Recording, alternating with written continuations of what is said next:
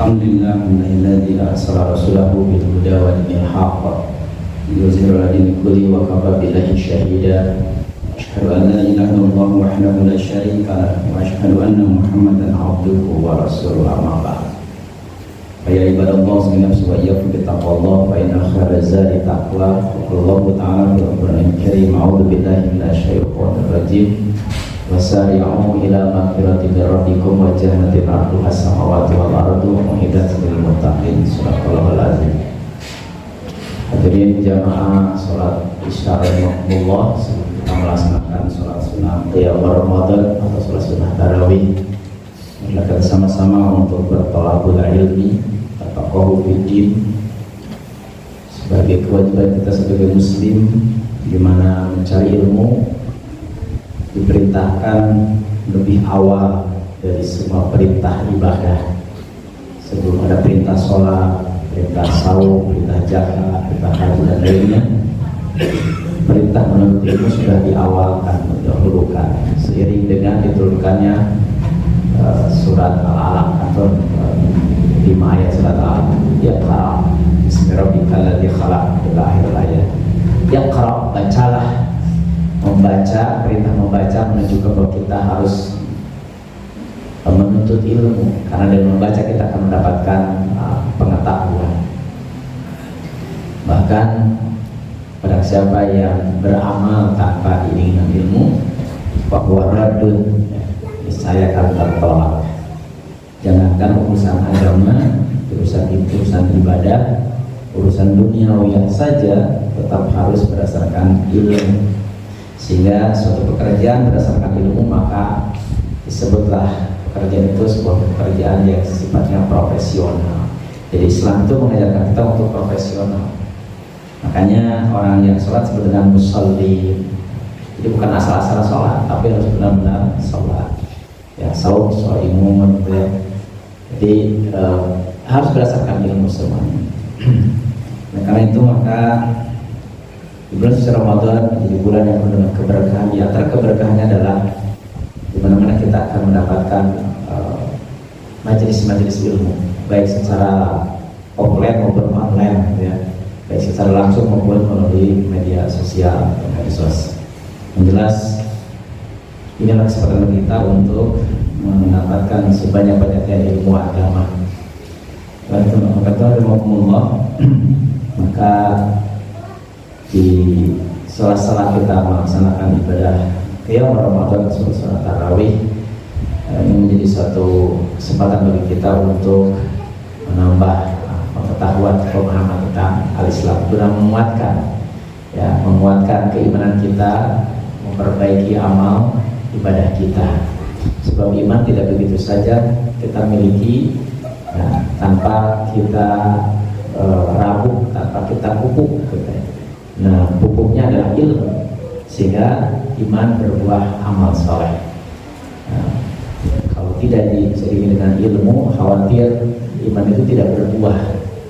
Nah, tapi tentu saja ilmunya juga harus ilmu yang bersumber kepada kebenaran. Dan sumber kebenaran adalah Al-Quran yang kemudian dijelaskan nanti dalam Al-Hadis. Nah, kenapa harus ilmu yang benar? Karena dikhawatirkan iman berbuah, tapi bukan berbuah amal soleh, malah berbuah amal salah. Nah, gitu ya. Hadirin di malam hari ini saya mengajak hadirin untuk memahami tentang al-Islam dalam sebuah riwayat. Ya, ini riwayatnya dari Jabir bin Abdullah.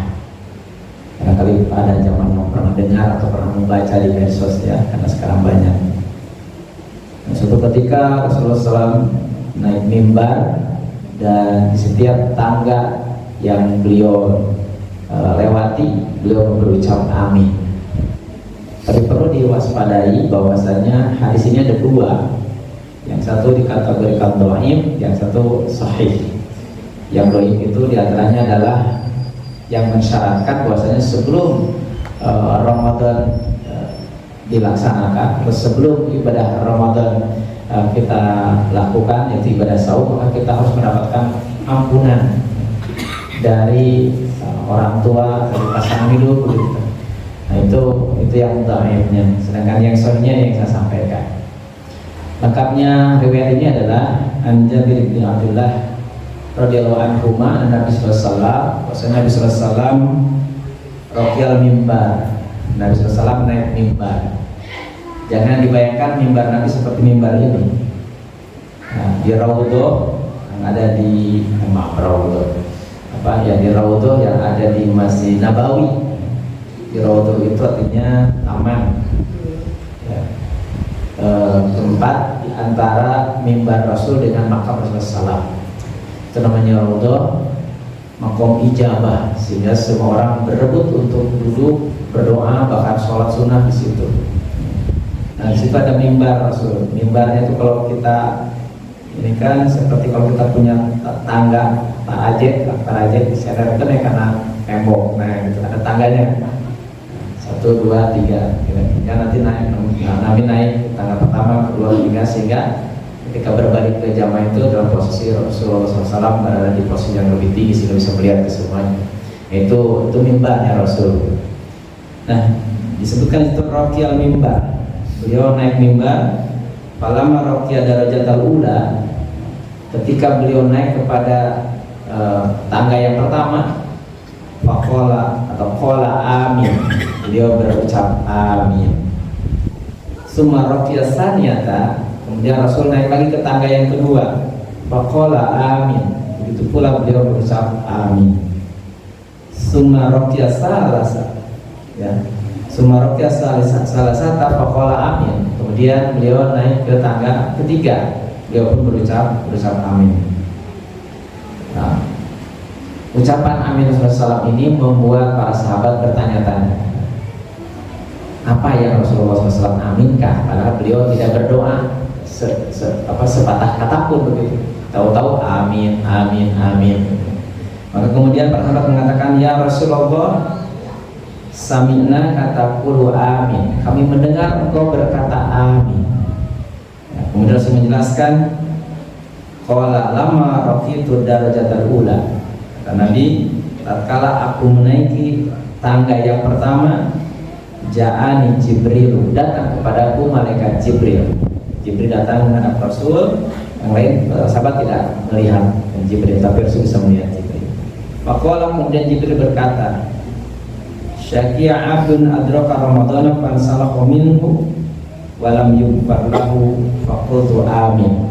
Kata malaikat Jibril, celaka seorang hamba yang bertemu dengan Ramadan, bahkan Ramadan berlalu darinya, tapi dia tidak mendapatkan ampunan dari Allah Subhanahu wa Ta'ala. Maka aku pun berkata amin. Sumakola, kemudian malaikat Jibril berkata juga, sakia abdun adrokal walidayhi aw ahaduhuma falam yudkhilahul jannata faqultu amin. Celaka seorang hamba yang ketika hidupnya bertemu dengan orang tuanya atau bersama dengan orang tuanya, salah satu atau keduanya, tapi dia tidak mendapatkan surganya Allah. Dia tidak masuk dalam surga karena tidak menyayangi, tidak hormat, tidak khidmat kepada kedua orang tuanya. Aku pun berkata amin. Sumakola, kemudian malaikat itu berkata lagi, syaki'a abdun dzukirta indahu falam yusalli alaik faqultu amin. Celaka seorang hamba ketika namamu disebut tapi orang itu tidak berselawat kepadamu, maka aku pun berkata amin. Nah, inilah 3 doa malaikat Jibril yang diaminkan oleh Rasulullah SAW. Tapi kalau melihat redaksi perkataan malaikat Jibril ini, ya, kita mungkin bertanya-tanya, mungkin nggak malaikat Jibril mendoakan celaka gitu? Kayaknya itu orang doakan celaka khawatir, terkengeng ya. Gitu. Tapi nama malaikat Jibril itu mendoakan celaka. Nah, lihat dalam hadis ini, malaikat Jibril tidak menyebutkan siapa yang dikatakan celaka itu, menyebutkan identitasnya. Menyebutkan si anu sing cilaka, terkengeng. Tapi ini umum sifatnya. Artinya bukan mendoakan celaka seseorang, tapi memberikan peringatan bahwa kalau ada orang yang perilakunya seperti ini, maka niscaya dia akan termasuk yang celaka. Jadi lebih kepada memberikan peringatan keras, sehingga diaminkan oleh Rasulullah SAW. Jadi Rasul mengaminkan itu artinya menguatkan. ya. Sehingga kita yang mendapati hadis ini berhati-hati jangan sampai kita termasuk ya, tiga-tiganya atau salah satu dari ketiga kelompok orang yang didoakan oleh malaikat Jibril ini. Gitu ya. Nanti memang kita fokus kepada yang atau sebelum di situ saya mendapati keterangan dari hadis ini. Kenapa malaikat Jibril begitu kesal kan? Kan biasanya kesalnya pemikas sama Jalmin dan orang terucap sing cilaka. Gitu ya. Nah ini malaikat Jibril kelihatannya kesal gitu. Kenapa kesal sama ketiga orang ini, ketiga orang ini? Pertama, telah menyia-nyiakan kesempatan. Ramadan itu kan satu kali dalam satu tahun atau satu bulan dari 12 bulan.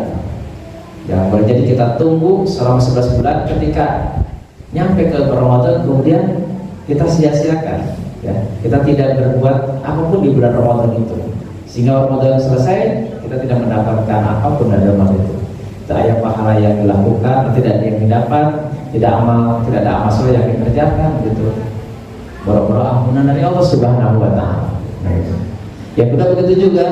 Ya. Rasulullah SAW itu ketika lahir beliau tidak mendapati ayahnya karena ayahnya sudah wafat ketika beliau masih dalam kandungan.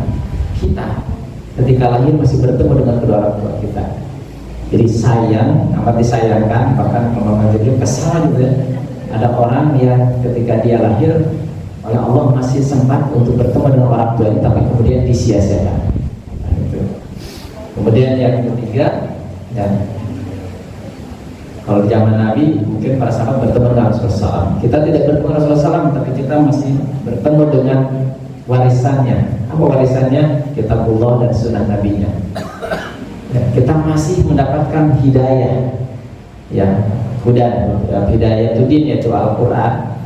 Nah, kemudian kita masih membaca surah Rasulullah SAW, kita masih bertemu atau kita mendapati tuntunan bagaimana cara beribadah, bagaimana cara hidup, bagaimana cara bersyukur kepada Subhanahu Wa Taala. Tapi kita menyia-nyiakannya. Nah, itu yang menimbulkan kesalahan malaikat Jibril. Kemudian yang kedua, tidak menghormati. Ramadan itu bulan yang penuh dengan keberkahan, bulan yang dimuliakan, di dalamnya ada Lailatul Qadar, ada Nuzul Quran, gitu. Tapi kemudian kita tidak menghormatinya, itu dengan tidak beribadah di dalamnya. Begitu juga dengan orang tua kita. Orang tua kita itu dalam Al-Quran oleh Allah Subhanahu Wa Taala disejajarkan dalam penyebutan. Misalnya dalam satu ayat.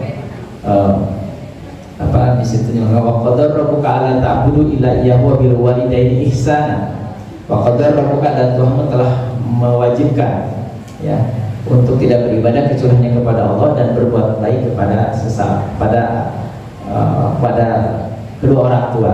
Wa qadar rabbuka alla ta'budu illa iyyahu wa bil walidaini ihsana, dan kepada orang tua maka berbuat baik.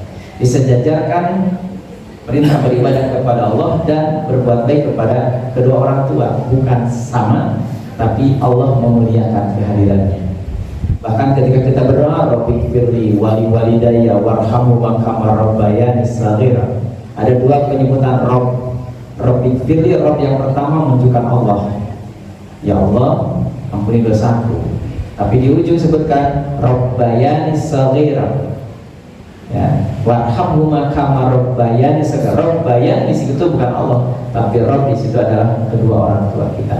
Penyebutannya sama dengan penyebutan Allah Subhanahu wa Ta'ala. Itu menunjukkan bahwa Allah memuliakan kedua orang tua kita. Kemudian kita tidak menghormatinya, tidak khidmat, tidak menyayanginya, maka disitulah malaikat Jibril menunjukkan kekesalan, sehingga celaka orang yang bertemu dengan kedua orang tuanya tapi tidak mendapatkan surga karena kehadirannya.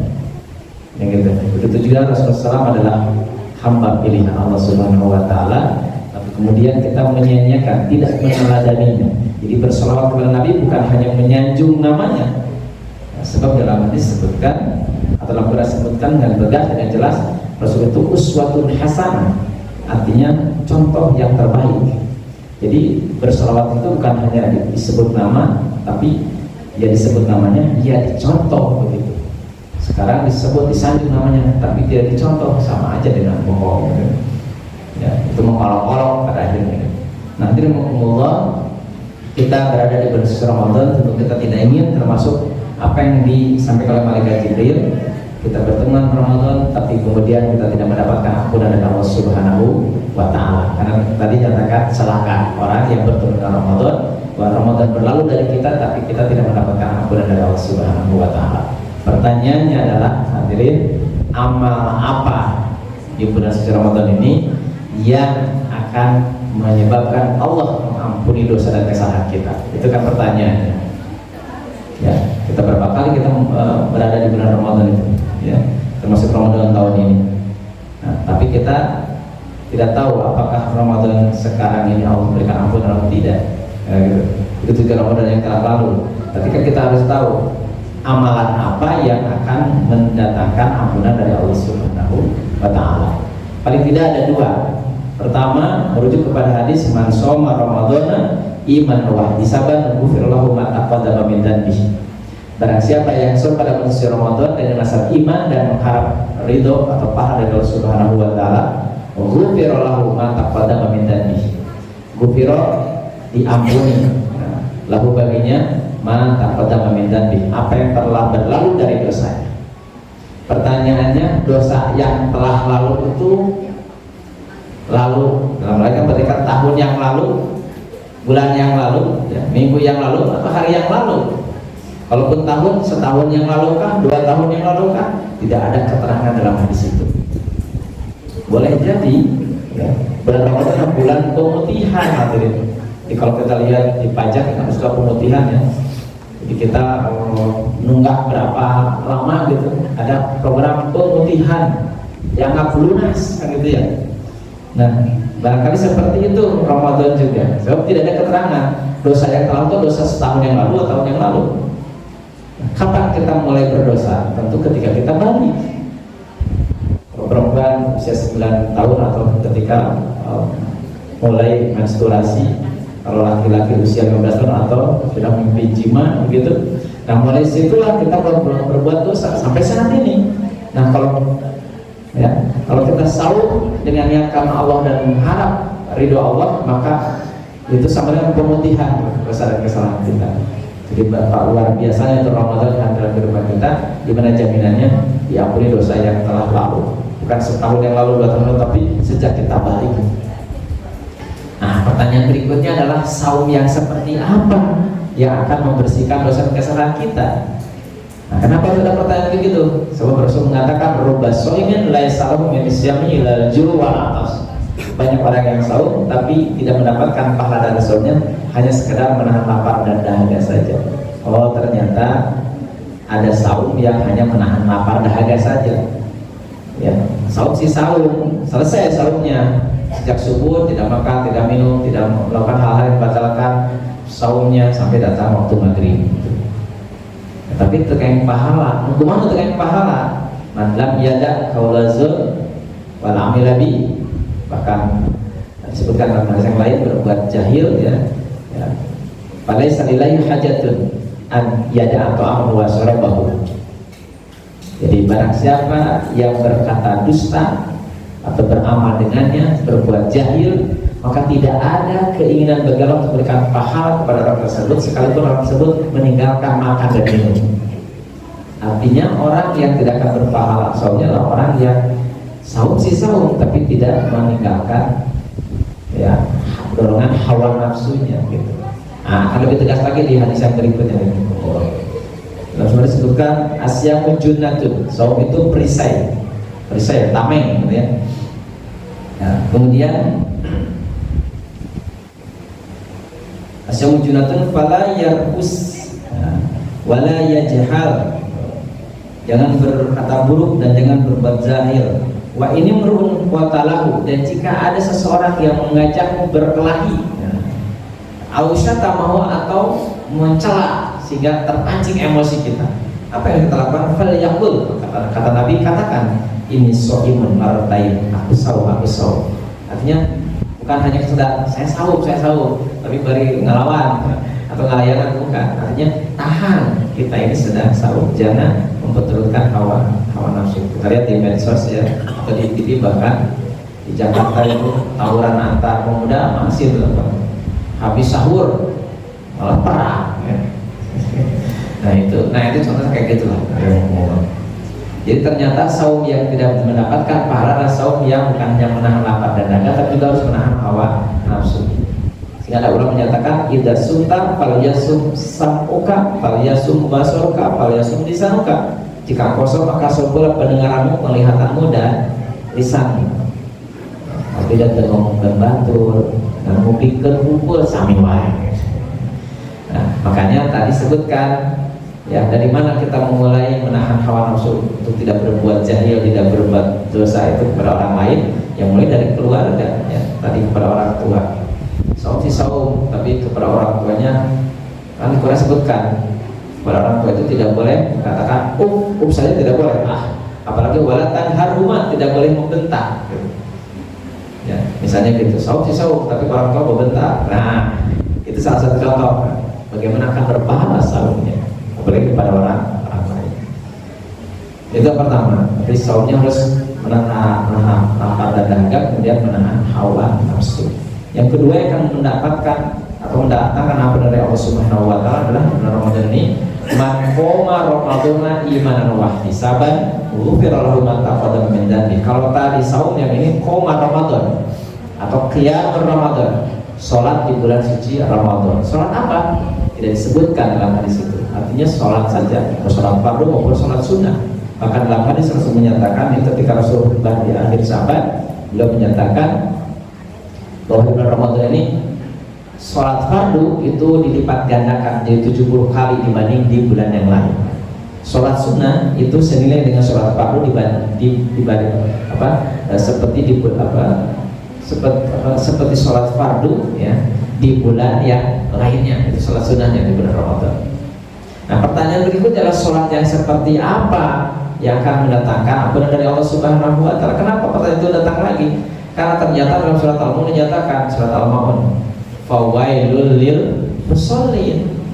Celaka orang yang sholat. Musol itu orang yang sholat. Kadang ngobrol menuntut sholat namanya. Memang musallin. Artinya orang yang sholat 5 kali semalam, khusyuk boleh jadi ya begitu. Tapi kenapa fawailul musallin an sholatihim sahun, dari sholatnya lalai? Al-Makmurah Kiai Haji Aceh Zakaria pernah menyampaikan tentang lalai sholat itu, katanya di Quran itu kan ada an sholatihim. Kenapa an sholatihim tidak bi sholatihim, tidak ila sholatihim? Kenapa tidak lalai di dalam sholatnya? Orang kantusnya kan kantus seringan, Allahu Akbar, Allahu Akbar. Ternyata kayak jadi kayak emot. Tadinya dilarian, bapak tertengang berlari, pas Allah Akbar langsung di situ. Nah, sampai mengganggu konsentrasi. Dia terus obat terapi tilu. Maka kata dalam hadis langsung menyatakan kalau kita ragu di sholat yang 4 ya, misalnya 3 atau 4, maka dihasilkan 3. Jadi yang paling kecil 3 nanti sebelum salam sujud sahwi.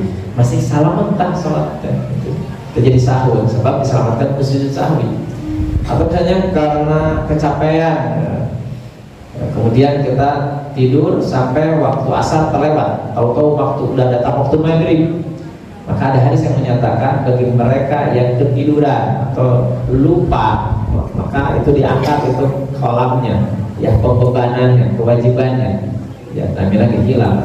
Maka kapan dia wajib sholat? Ketika dia ingat. Nah, masih kena salaman itu mah ila sholatihim atau min sholatihim. Tapi ini mah an sholatihim, dari sholat. Sholat sih sholat, tapi dia lalai dari sholatnya. Dari apa? Dari tujuan sholat. Kamu naon sholat ya? Disebutkan dalam Quran, inna sholat tanha 'anil fahsya'i wal munkar. Sholat itu tujuannya adalah untuk mencegah diri orang yang sholat dari perbuatan keji dan munkar. Atau lebih sederhana lagi, saya pernah menyampaikan di sini berulang kali, kita lalai dari pesan sholat. Apa pesan sholat bagi kita? Ketika kita mulai sholat dengan takbiratul ihram, Allahu Akbar, takbiratul ihram, takbir itu yang mengagungkan Allah, sekaligus satu mengharapkan, harap kita mengagungkan pada selain Allah. Dengan memulai dengan apa? Itu dengan tidak berbicara dengan siapapun yang ada di kanan kiri kita, karena kita mengagungkan Allah saat itu. Ya kayaknya kita ngobrol menuju sholat gitu. Tapi ketika kita akan mengakhiri sholat, justru kita membuka komunikasi kita dengan di orang sekitar kanan kiri kita. Maksud dengan membuka pembicaraan itu ya kita berucap salam, assalamualaikum, wassalamualaikum kan. Karena di sholat terkengeng, lu ambil sebenarnya kita mencuri sholat, tapi ketika di akhir sholat kita memalingkan muka ke kanan dan kiri berucap salam, assalamualaikum, assalamualaikum. Salam itu bukan salam doa seperti kita bertemu, assalamualaikum, waalaikumsalam. Sehingga kita tidak usah menunggu cari jawabnya.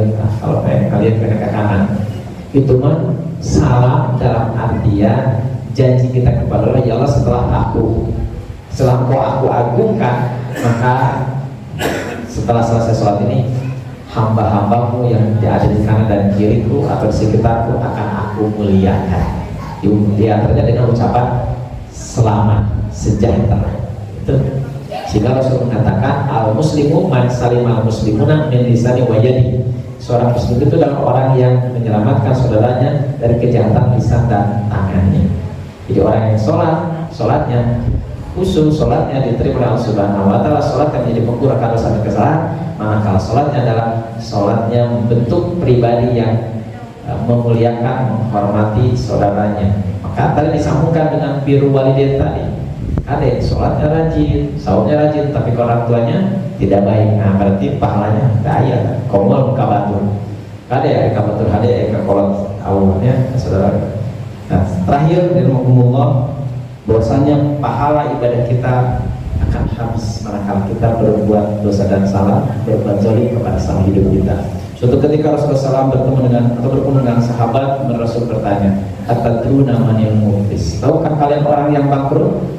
Kalau bapak ibu ditanya tentang orang yang bangkrut, pasti jawabannya sama seperti para sahabat. Apa kata para sahabat? Al-muflisu bina, orang yang bangkrut menurut kami adalah la mata wala dirham, tidak punya harta dan tidak punya uang. Apa kata Nabi? Bukan itu. Tapi innal muflisa min ummati, pakai kata umat itu. Orang yang bangkrut dari umatku, kata Nabi, ia akan datang yaumul kiamati, pada hari kiamat, bisolatin, membawa pahala sholat, wa siyamin, membawa pahala saum, wa zakatin, membawa pahala zakat, wa ya'ti qad syatama hada wa qadafa hada wa akala mal hada wa safaka dama hada wa daraba hada. Tapi datang pada saat itu qad syatama hada, itu tagihan ya dari orang yang pernah dia zalimi.